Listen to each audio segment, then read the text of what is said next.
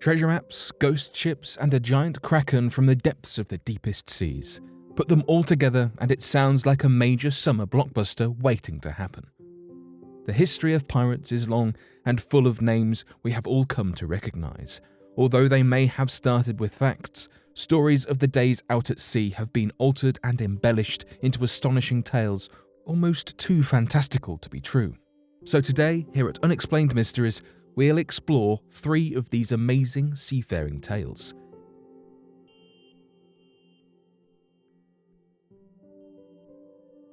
The Cryptogram of Olivier Levasseur.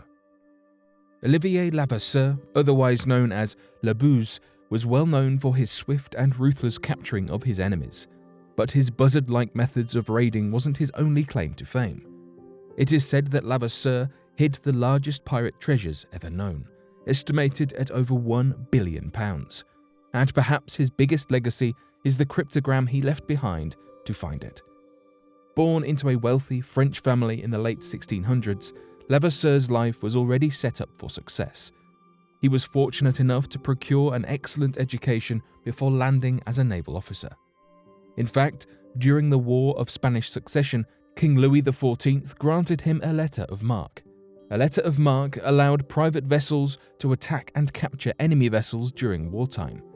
After the war had ended, Levasseur and his ship were ordered to return home. He had other plans, however. He had become much too accustomed to his lifestyle at sea and decided to join up with the Benjamin Hornigold Pirate Company. And after some time with Hornigold and a brief partnership with Black Sam Bellamy, Levasseur wanted to go at it on his own. He spent most of his pirate career along the West African coast. After 1720, he launched primarily from the island of Saint Maria, which is located just off Madagascar.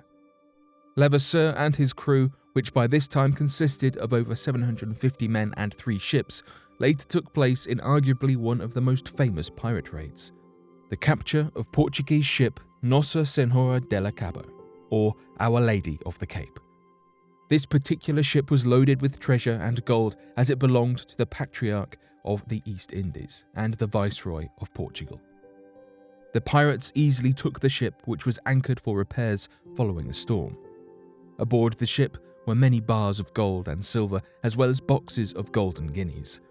There were diamonds and pearls, silks, art, and religious items brought from the Cathedral in Goa. The biggest piece of treasure was the flaming cross of Goa. The cross was made of pure gold and adorned with gemstones.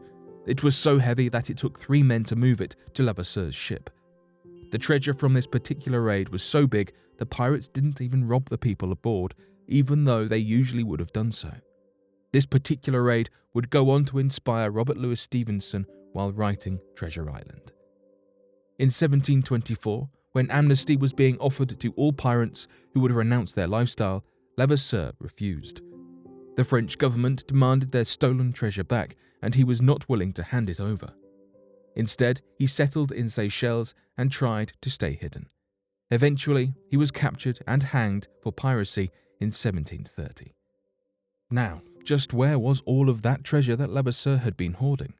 The tale states that as he stood upon the scaffolding, waiting for his sentence to be carried out, he exclaimed, "Find my treasure, the one who may understand it," before tossing a necklace containing a 17-line cryptogram into the spectators.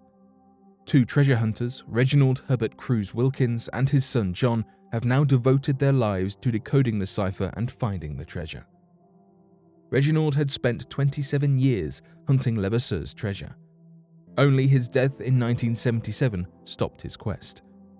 Now John continues his father's hunt. Though some people doubt the validity of the cipher, the British Museum has tested the document and proven it to be parchment from the 18th century. Although the cipher seems like nonsense to some untrained, it is widely known that Levasseur was well educated. According to John, his father spent years decoding the cryptogram. He believed that the code broke down to a riddle inspired by the 12 labors of Hercules, that is, the 12 tasks Hercules was to perform to return home according to Greek mythology. John now believes Levasseur's treasure is somewhere on the Seychelles island of Mahe. Although, in his own words, John is sure he has found the location, remaining vague as to not draw attention to his site. He has been shut down for digging since 2009. The local government requires a 250,000 rupee fee for him to continue his digging. Will John find Levasseur's bounty? He is determined to do so. He will need to be mindful, however. According to John, his research suggests there may be a final booby trap he will need to outsmart before he gets his hands on all of that treasure.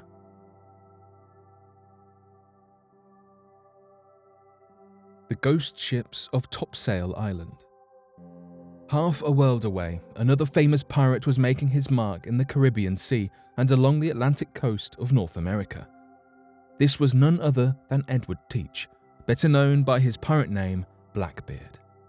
Although Blackbeard relied more on his frightening looks and theatrical antics than resorting to violence, he was one of the most feared pirates in the seas. Blackbeard easily became one of the inspirations for the many pirates we see in modern media. In 1718, however, Blackbeard's most famous ship, Queen Anne's Revenge, ran aground near Topsail Island, North Carolina. Local legends say that, before his death at the hands of Lieutenant Robert Maynard of the Royal Navy, Blackbeard buried his treasure on Topsail Island. Blackbeard, however, wasn't the only pirate skulking the waters around Topsail. Due to its geography, it is believed the inlet provided pirates a spectacular lookout for pirates to wait for merchant ships. This is because of the channel between the island and the mainland. When the merchant ships passed, the pirate ships would easily overtake the ships and steal the cargo. Merchant ships eventually caught wind of this and began looking for the pirates' topsail before coming into dock, thus giving the island its namesake. Now, many people have been spotting ghost ships. They report tiny blips on their boat's radar or looming sails in the distance. Sometimes the blip will follow a boat out to sea. Is this the long-dead echoes of pirates hunting that next cargo ship? Is it Blackbeard's spirit protecting his treasure in the topsail sands? Or are they simply clouds acting on the imagination of treasure enthusiasts and pirate lovers? Perhaps a trip to Topsail Island is in order, so you can see for yourself.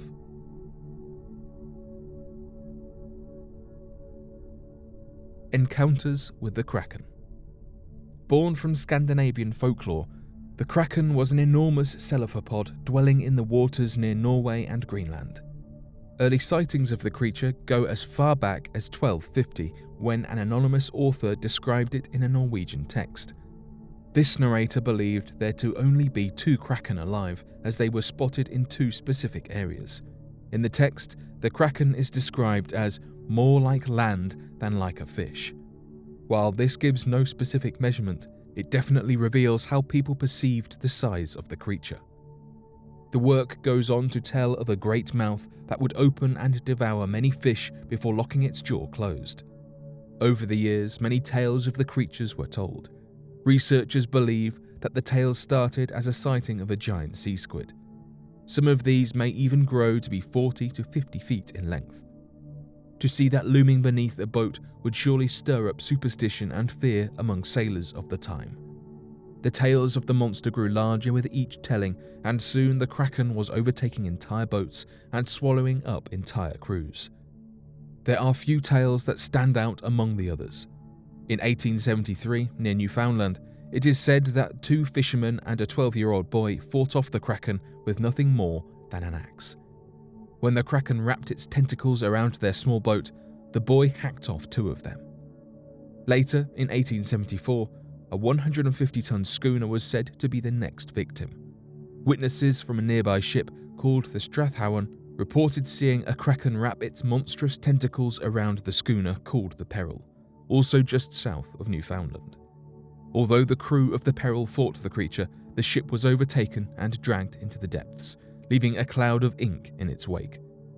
The Strathaven moved in to rescue the crew that miraculously survived the attack. Are all of these just tall tales and folklore? Maybe. Science seems to prove the tales do stem from some fact, however. It is widely accepted that large squids do exist in the dark waters of our oceans. In fact, in July of 2012, the very first video of a giant squid had been captured. Although the video shows only a 30-foot squid, The largest one on record was a whopping 55 feet long. The Kraken is just one of the many myths spawned from the unknown.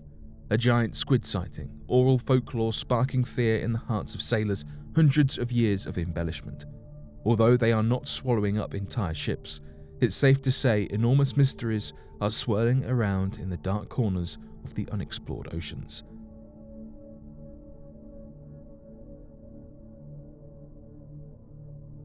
But what do you make of these oceanic mysteries? Be sure to let us know your thoughts in the comment section below and help us by growing this community while working to solve these unexplained mysteries. Thank you for watching, and don't forget to subscribe for more videos.